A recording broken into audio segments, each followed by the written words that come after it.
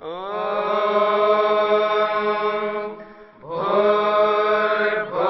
स्वः तत्सवितुर्वरेण्यं भर्गो देवस्य धीमहि धियो यो नः प्रचोदयात्।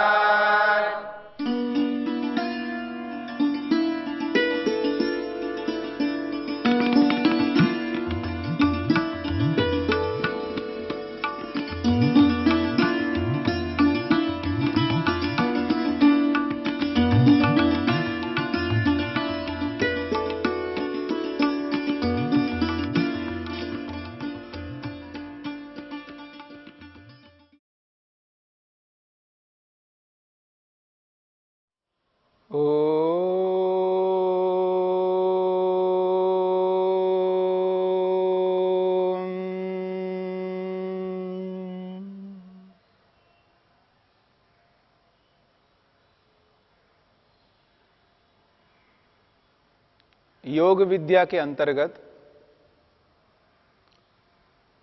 मन को लेकर के चर्चा हो रही है। मन का स्वभाव। यद्यपि मन का स्वभाव शांत है,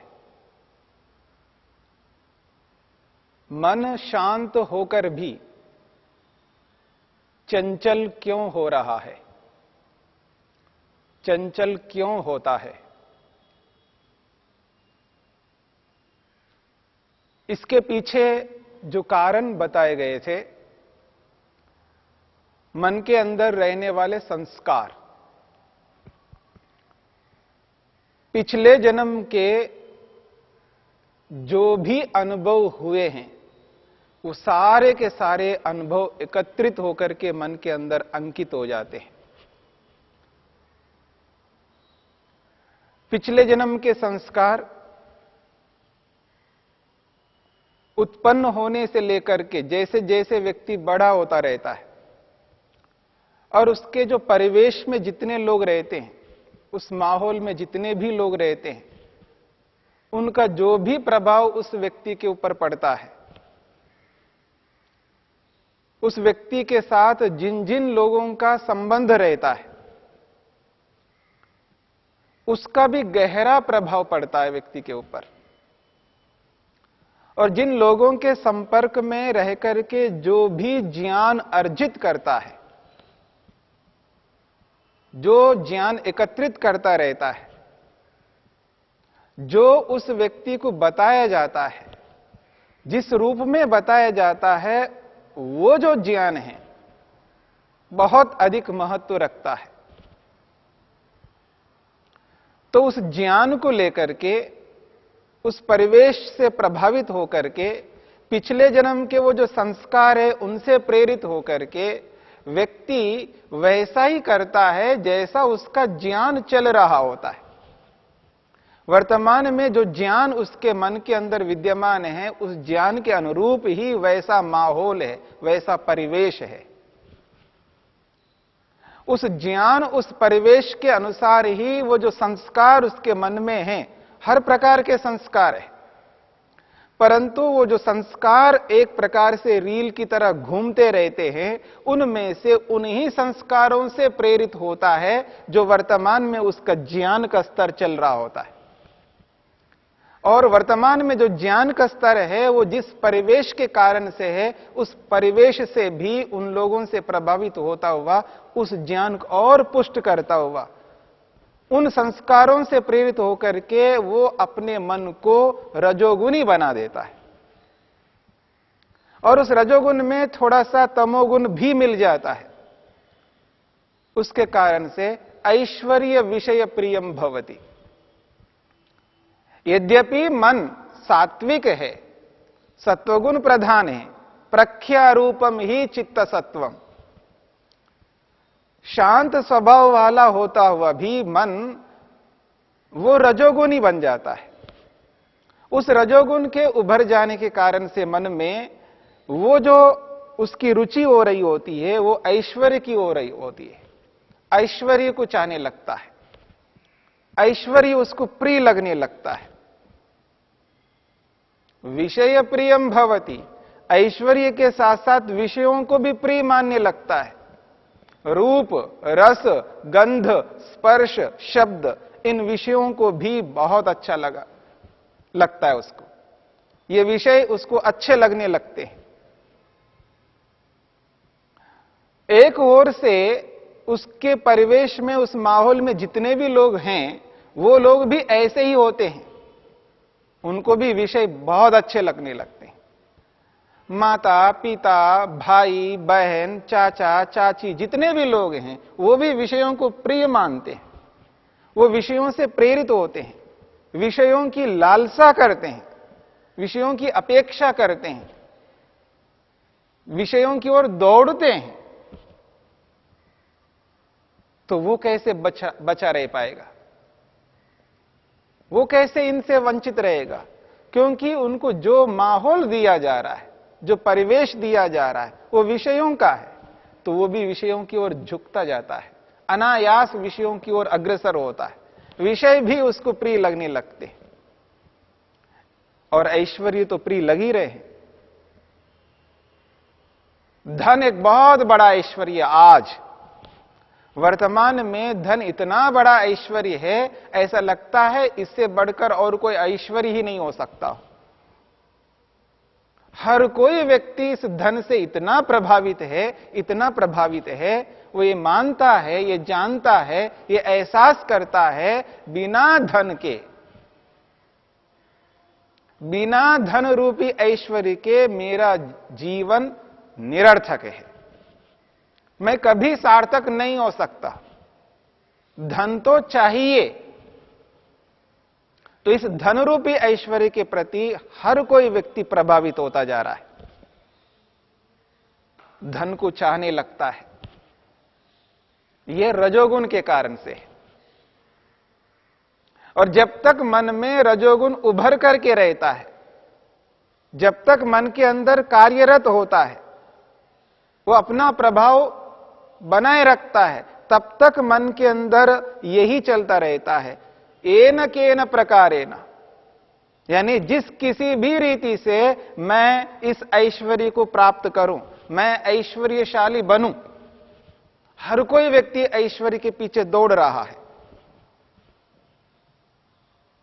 ऐश्वर्य को न चाहना, यह मैं नहीं कहना चाह रहा। ऐश्वर्य को चाहना है, ऐश्वर्य चाहिए, पर केवल व्यक्ति ऐश्वर्य की ओर इसलिए अग्रसर हो रहा है क्योंकि रजोगुण को भरा हुआ है, मन के अंदर रजोगुण ही काम कर रहा है, इसलिए वो ऐश्वर्य प्रियम भवति। और देखिएगा, वर्तमान में इस धन के साथ साथ जमीन, आप देखिए किसके मन में ये जमीन के बारे में सोचता ना हो। किसके बारे में हम ये कह सकते हैं कि ये आदमी जमीन के बारे में नहीं सोचता? जिसको भी देखो उसको जमीन चाहिए। बिना जमीन के मकान कहां से बनाएगा? और आज जमीन एक ऐसा ऐश्वर्य बन गया है, ये बिल्कुल स्थिर ऐश्वर्य है। नोटों को एकत्रित करें तो उनको रखने की समस्या होती है, संभालने की समस्या होती है, टैक्स की समस्या होती है और इतर समस्याएं आ जाती है। जमीन तो लेकर के खरीद करके रख दिया, एक प्लाट यहां ले लिया, संतुष्टि नहीं है, दूसरा प्लाट भी लेना है। अजमेर में लिया तो जोधपुर में भी लेना है, जयपुर में भी लेना है, जहां पर मिल सकता वहां पर लेना है। नगर में नहीं मिले तो गांव में ही लेकर के रखना। आज उसके भाव नहीं तो कल हो जाएंगे। जमीन एक बहुत बड़ा ऐश्वर्य हो गया, क्योंकि रजोगुण जब तक काम करता रहेगा व्यक्ति के अंदर, वो ऐश्वर्यों को बढ़ाने के लिए ही चलता रहेगा उसका काम। फिर जो उसको मुख्य काम करना था, जो मनुष्य शरीर को जिसने प्राप्त किया, जो उसको सोचना चाहिए था, जिसके लिए उसका जीवन चल रहा है, वो तो लक्ष्य रह जाता है और ऐश्वर्य को प्राप्त करने का लक्ष्य मुख्य हो जाता है।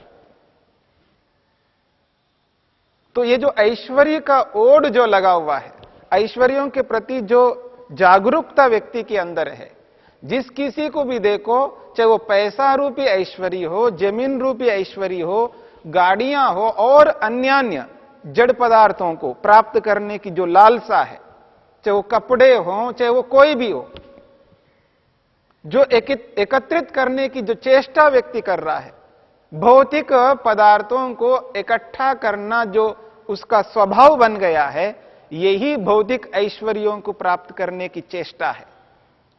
इसलिए वो कहता है ऐश्वर्य प्रियम भवति रजस्तमोभ्याम संसृष्टम मनः। ये जो हमारा मन है वो रजोगुण और तमोगुण से युक्त होकर के, मुख्य रूप से रजोगुण और गौण रूप से तमोगुण उसके साथ जुड़ करके, दोनों मिल करके एक प्रकार का ऐश्वर्य प्राप्त करने के लिए दौड़ लगा रहे, अग्रसर हो रहे। और उन ऐश्वर्यों को रख करके करेगा क्या? इसलिए वो कहता है विषय प्रियम भवति। उन ऐश्वर्यों के माध्यम से विषयों का भोग करना चाहता है, विषय भोग करना चाहता है। इसलिए फिर भोगों के प्रति उसका झुकाव, भोगों के प्रति उसकी प्रवृत्ति चल रही होती है, क्योंकि वो जो ऐश्वर्य है, उन ऐश्वर्यों का उपभोग विषयों के माध्यम से ही कर पाएगा व्यक्ति। ऐश्वर्य तो है लेकिन भोग नहीं कर सकता हो, तो ऐश्वर्य एकत्रित करके भी क्या करेगा? इसलिए भोगों को भोगने के लिए भी व्यक्ति निरंतर अग्रसर होता जा रहा है। और जब तक मन के अंदर यह ऐश्वर्य बना रहेगा, तब तक विषयों के प्रति रुकावट नहीं हो सकती, विषयों के प्रति अनिच्छा नहीं हो सकती, विषय उसको अप्रिय लगे ये नहीं हो सकता। सदा विषय प्रिय लगते हैं उसको। विषय अप्रिय उस व्यक्ति को लग सकते हैं जिसके मन में रजोगुण काम नहीं कर रहा हो, सत्वगुण काम कर रहा हो। जब सत्वगुण मन के अंदर काम करता है, तब वो विषय उसको प्रिय नहीं लगते, उसको अप्रिय लगते हैं। क्योंकि मन में एक वक्त एक काम चलेगा। जिस समय मन विषयों को चाहने लगता है, तब केवल विषय ही रहेंगे। जिस समय मन में ईश्वर की इच्छा पैदा होती है, ईश्वर को प्राप्त करने की इच्छा रहेगी, तब विषय रह जाएंगे। दोनों में से एक होगा। जिसको विषय प्रिय लग रहे हैं, चाहे वो रूप हो, चाहे वो रस हो, चाहे वो गंध हो, चाहे वो स्पर्श हो, पांचों विषयों में कोई भी एक विषय उसको प्रिय लगने लगता है। ये विषय मेरा प्रिय है, इसके बिना मैं नहीं रह सकता, ये मेरे को चाहिए। चाहे कुछ भी हो जाए, कुछ भी हो जाए, पर यह विषय मेरे को चाहिए। मेरे को देखना मांगता है, मेरे को यह चाहिए। तो ये जो विषय उसके मन के अंदर जब तक रहेगा, और वो विषय का प्रभाव जब तक मन में रहेगा, तब तक वो ईश्वर से दूर रहेगा। ईश्वर के निकट रहेगा तो विषय नहीं रहेगा, विषय है तो ईश्वर नहीं रहेगा। दोनों में से एक होगा, एक ही होगा। दो साथ साथ नहीं चल सकते। दोनों पैरेलल एक साथ ऐसे चल रहे हो, ऐसा नहीं हो सकता। दोनों विरोधी है। तो जब तक विषय प्रिय रहेगा, जब तक विषय उसको अच्छे लगने लगते हैं, जब तक वह विषयों से सुख लेता रहेगा, तो ईश्वर तो बंद रहेगा। तो ये जो रजोगुण है, इस रजोगुण का काम है ऐश्वर्यों को प्राप्त कराना, विषय भोगों में लिप्त करना व्यक्ति को। तो वो जो विषयों को जो प्रिय मान रहा है, वो विषयों को प्रिय मानने के पीछे जो रजोगुण है, विषयों से हमें दूर होना यदि है, विषयों से हटना है, ईश्वर की ओर बढ़ना है, तो विषय से बचने की चेष्टा ना करते हुए। कई बार क्या होता है, जब विषय सामने होते हैं तो रजोगुण तो काम कर ही रहा है, मैं नहीं देखूंगा, नहीं देखता, तो फिर उभर करके आएगा, चलो देखो।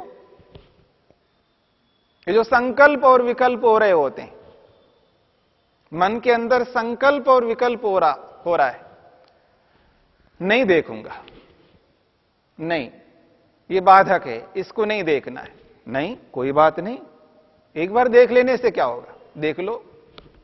तो संकल्प विकल्प ये चलता रहेगा, देखूं ना देखूं, देखूं ना देखूं, देखूं ना देखूं, ये चलता रहेगा। लेकिन मन के अंदर वो जो रजोगुण काम कर रहा है तो ये चलता रहेगा। संस्कार है मन के अंदर, उसको देखने के संस्कार भरे हुए मन के अंदर, और वर्तमान का जो ज्ञान है वो भी वैसा ही ज्ञान है। उसका जो ज्ञान है, उसकी जो जानकारी है वो उसी रूप में है कि इसको देखना चाहिए। ज्ञान भी वही काम कर रहा है, संस्कार भी वही काम कर रहे हैं, और परिवेश भी वही बता रहा है आपको, देखो क्या फर्क पड़ता है। ऐसे तो आप जी नहीं सकते, देखना ही तो पड़ेगा आपको, देखो। हर कोई व्यक्ति यही कहेगा देखना चाहिए। तो पूरा का पूरा परिवेश, माहौल उसको देखने के लिए प्रेरित करता है, उसका ज्ञान भी देखने के लिए प्रेरित कर रहा है, और ऊपर से संस्कार उसको और धक्का दे रहे हैं, उसको उधर ही प्रवृत्त कर रहे हैं। तो ऐसी स्थिति में वो बिना देखे कैसे रह सकता है? नहीं रह सकता। तो विषय भोग उसको इसलिए प्रभावित कर रहे होते हैं क्योंकि मूल रूप में मन के अंदर वो रजोगुण उसको प्रवृत्त कर रहा है। अब इस न देखने के लिए यदि हम कुछ मेहनत करना चाहते हैं तो प्रारंभ से मेहनत होना पड़ेगा। आंखें कितने ही बार बंद करो, लेकिन आखिर खोलना तो पड़ेगा, देखना तो पड़ेगा, कभी ना कभी आपके सामने तो आएगा। कैसे बच पाओगे?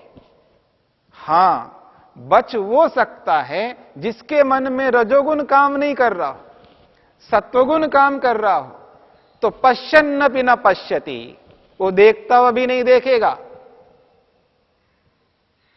जैसे किसी को पढ़ने में रुचि नहीं है,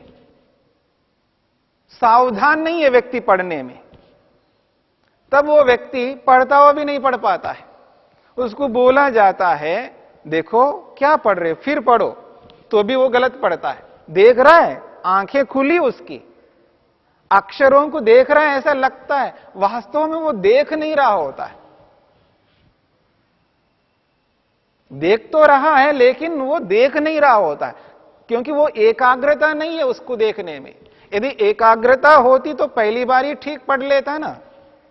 उसको दोबारा बोला जा रहा है फिर पढ़ो, तो भी वो नहीं पढ़ पा रहा है, नहीं देख पा रहा है। इसका मतलब है वो जो एकाग्रता है वो एकाग्रता नहीं बन पा रही। ठीक इसी प्रकार से वो तब तक ऐसा ही करता रहेगा जब तक रजोगुण मन में काम करता रहेगा।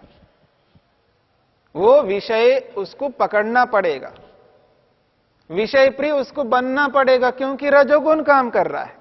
तो इसलिए कहते हैं रजस्तमोभ्याम संसृष्टम मनः विषय प्रियम भवति। रजोगुण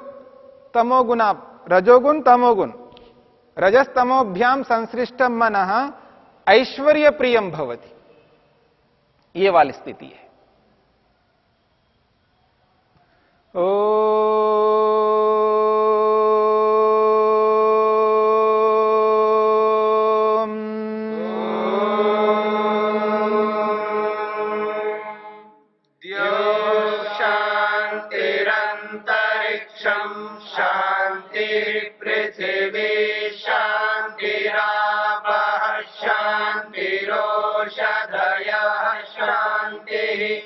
वनस्पतयः शान्तिर्विश्वे देवा शान्तिर्ब्रह्म शान्ति सर्वं शान्ति शान्तिरेव शान्ति शान्ति।